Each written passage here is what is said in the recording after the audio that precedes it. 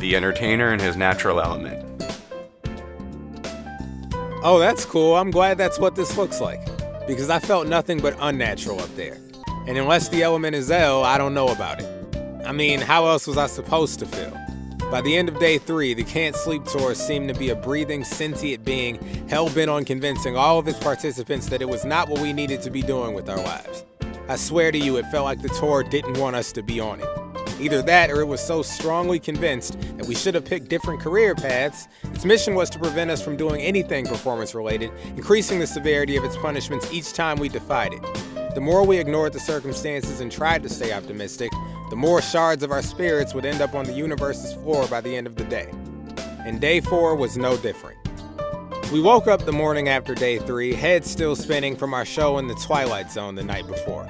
We were finally starting to realize that this was no ordinary tour, and furthermore, we had all but given up hope that the next 4 days would resemble one. A 5-hour drive to Wichita was on the menu that day, small in comparison to the 11 it took to get to Colorado Springs, but still enough to make the also 11 people packed into 2 cars want to snap and run butt naked through the endless cornfields we passed.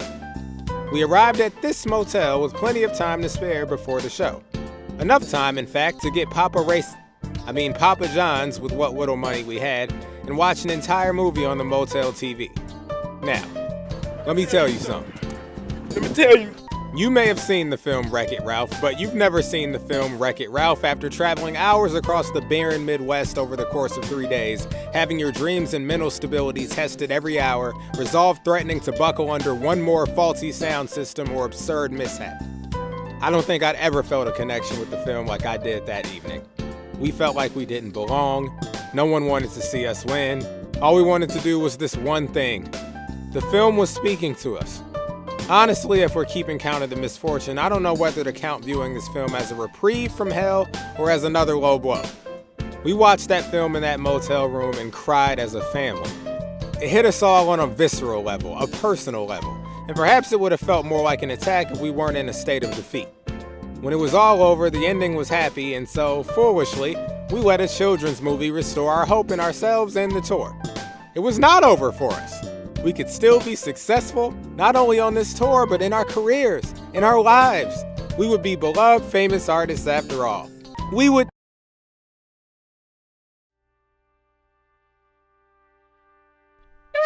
This is no Disney movie.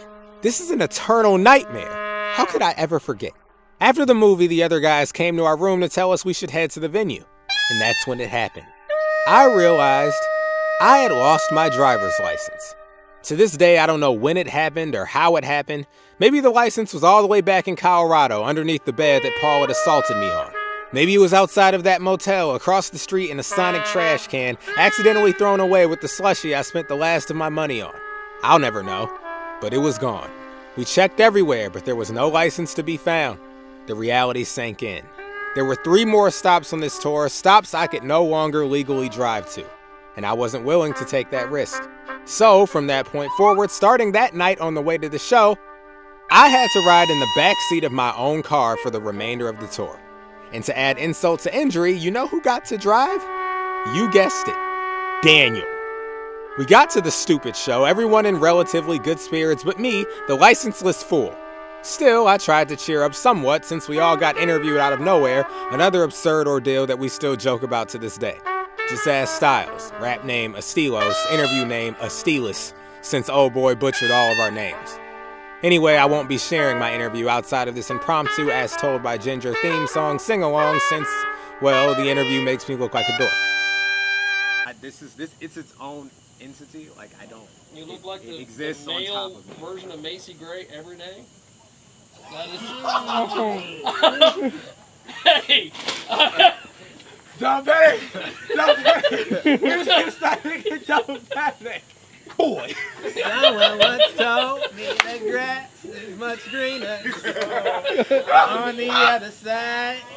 Who knew on this tour I'd So be I rerunning Macy visit, Gray? but it's possible I missed it. It seemed different yet exactly the same. Yeah. Right. After that, we took the stage and Honestly, it may have been my best performance of the tour, ironically, but in true Can't Sleep tour fashion, the bad news is that it was one of the stops that no one recorded any footage at for some reason.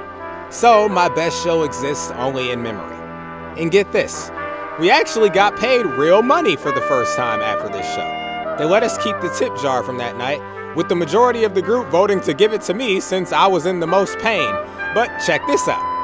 They then decided that they were going to take it back and keep it and put it towards my tab since they've been taking care of me for the past couple of days in terms of food, gas, and everything else.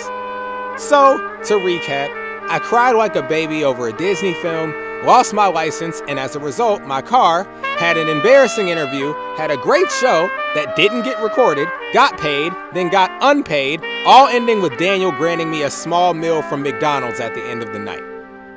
The Can't Believe It's Not Over tour shall continue.